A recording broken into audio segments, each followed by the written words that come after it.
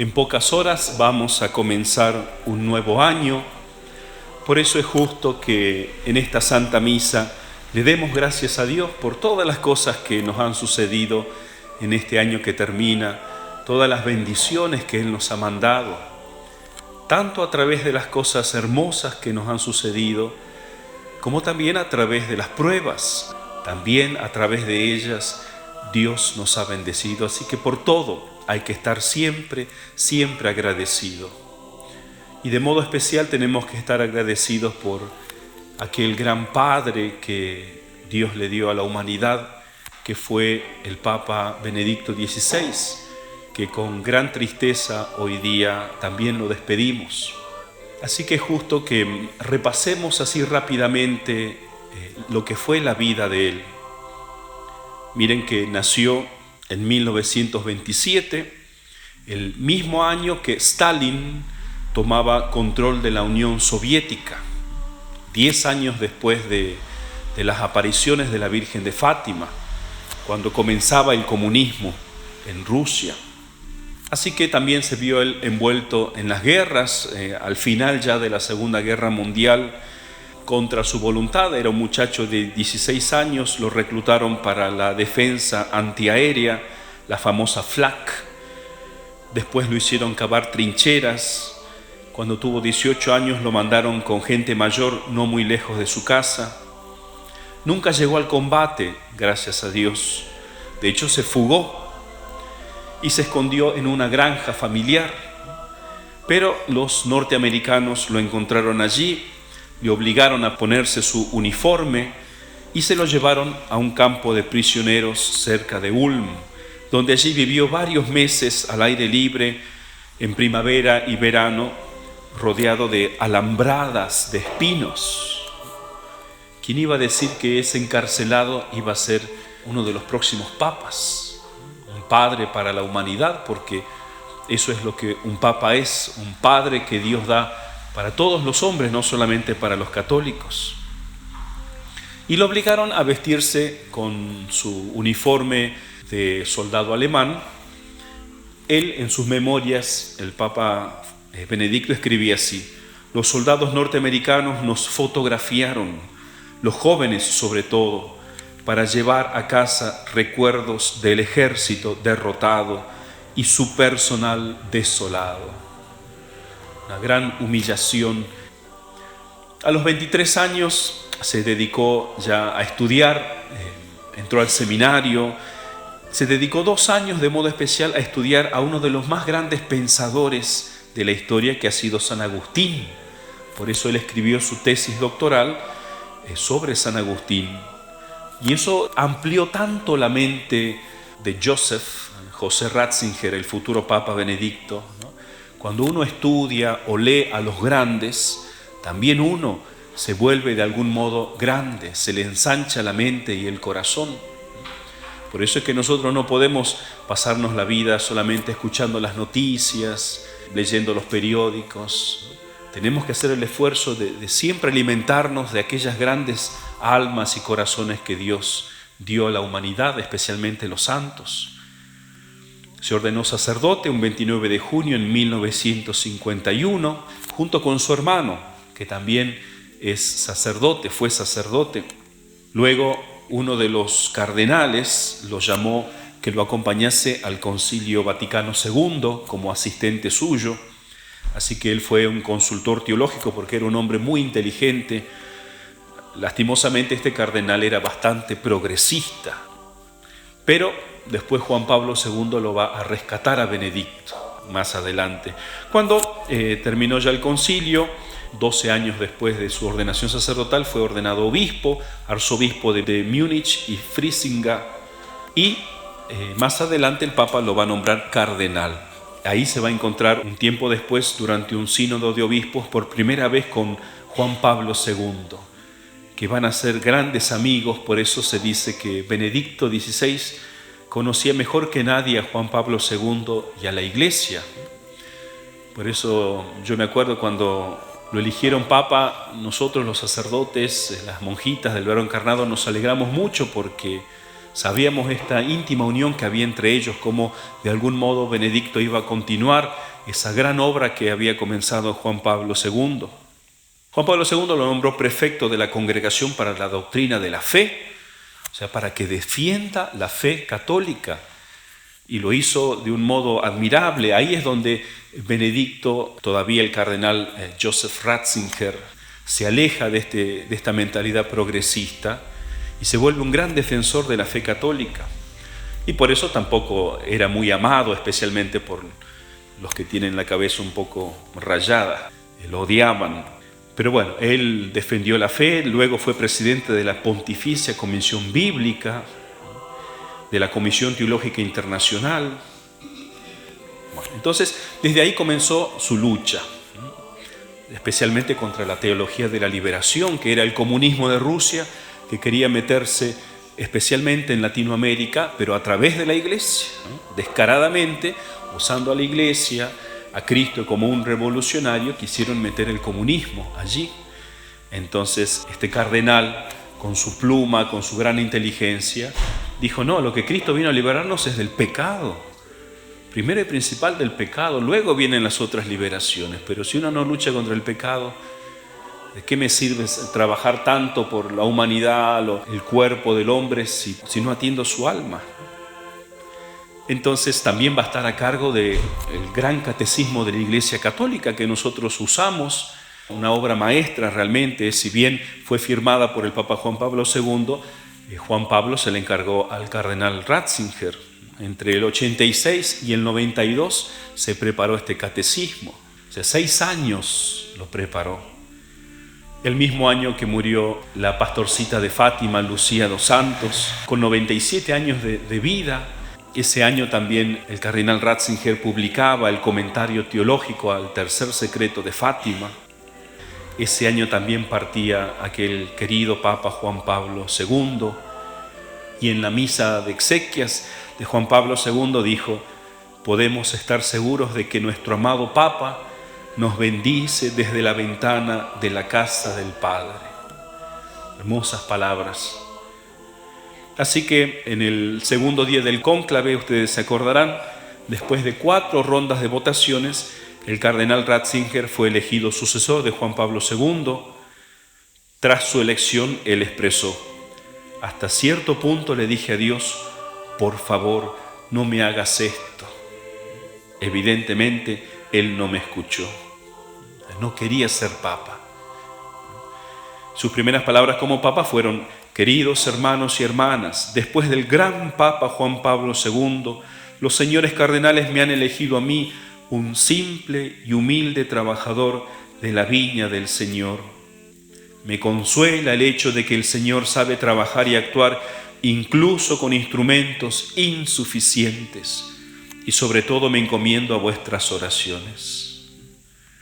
Miren esta humildad de Benedicto, a pesar de que era un férreo defensor de la fe, porque hay que ser fuerte para defender la fe ante los caprichos de los hombres, era un hombre humilde. Bueno, me eligieron papa, pero yo sé que Dios puede trabajar con gente insuficiente, así se consideraba él. Entonces a este papa, gran papa Juan Pablo II, le sucede este papa sabio, un teólogo, un maestro, que no quería ser papa, él quería enseñar, escribir, alumbrar, pero en silencio, como las velitas, alumbran, pero silenciosas, la oscuridad. Así que durante su papado, que fueron casi 8 años, derrochó mucha sabiduría, mucho magisterio como vicario de Cristo. Publicó solamente 3 encíclicas, una sobre la caridad, otra sobre la esperanza y otra sobre la verdad. Entre todas las cosas que hizo, por ejemplo, nos recordamos con cierto humor cuando pronunció ese discurso en el 2006 en Ratisbona, que a los musulmanes les cayó muy mal. El Papa quería hablar cómo en la religión hay que difundirla, pero sin la violencia. Desencadenó toda una crisis, pero el Papa dejó bien sentado eso. Entonces tuvo el coraje de decirlo.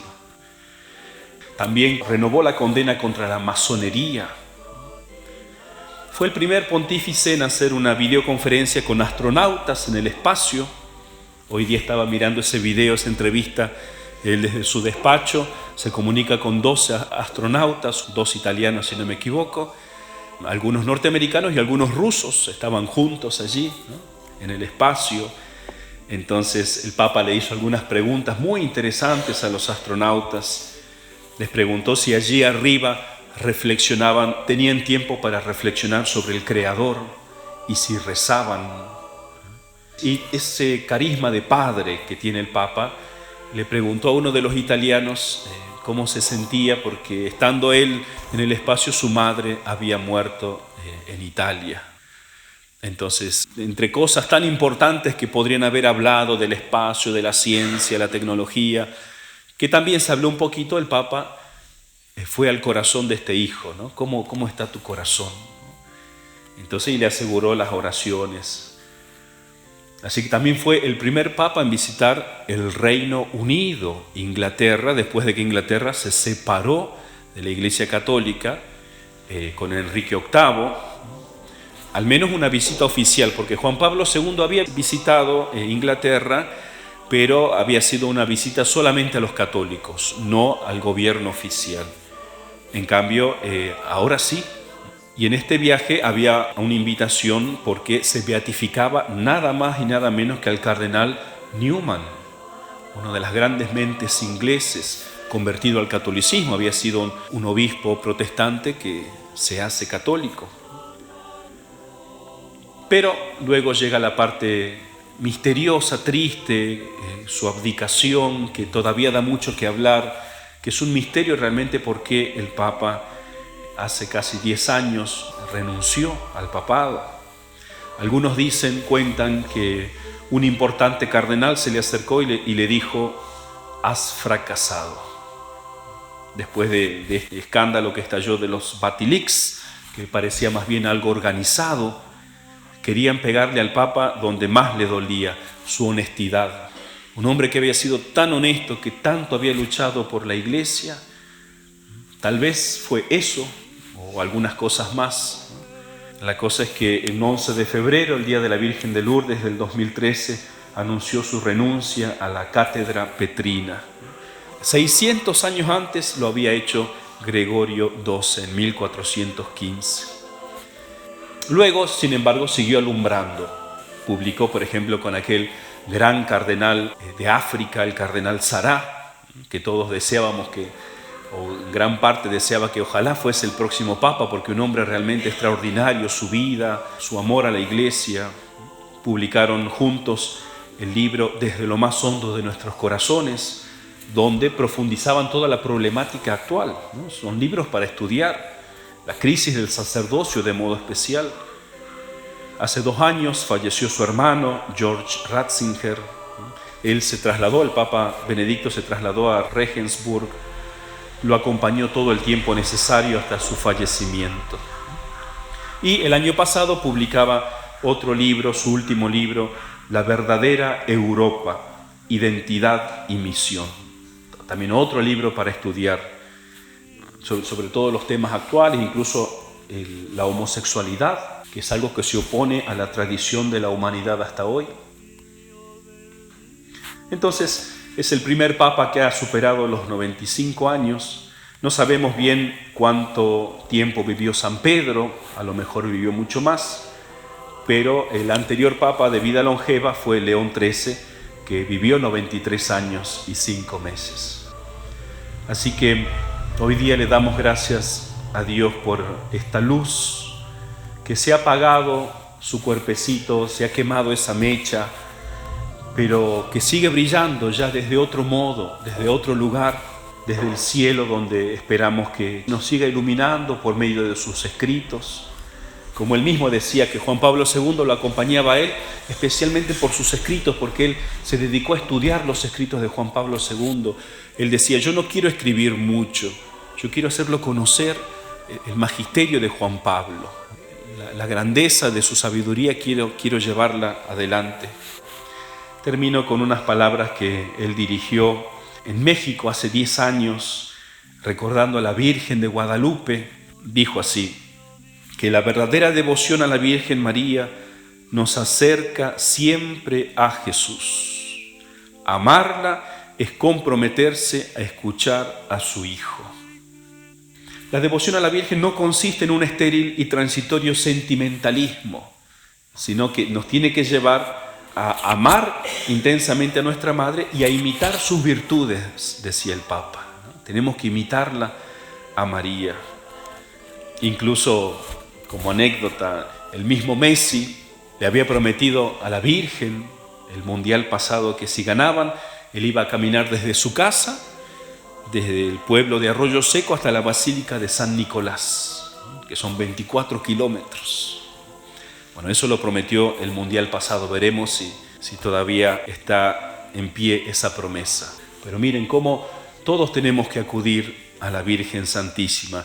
Nosotros no queremos celebrar un año nuevo deseando que te vaya bien, nada más. Eso los paganos también lo hacen.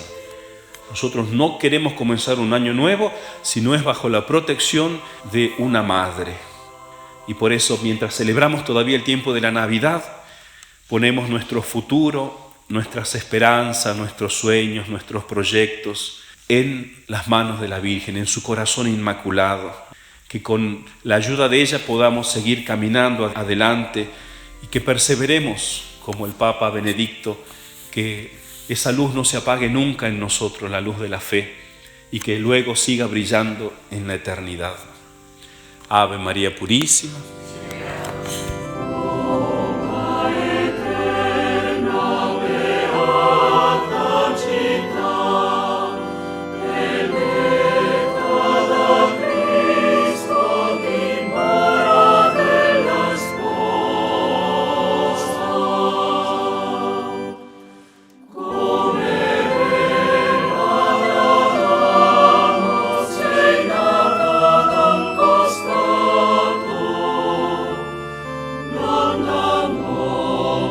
Soul.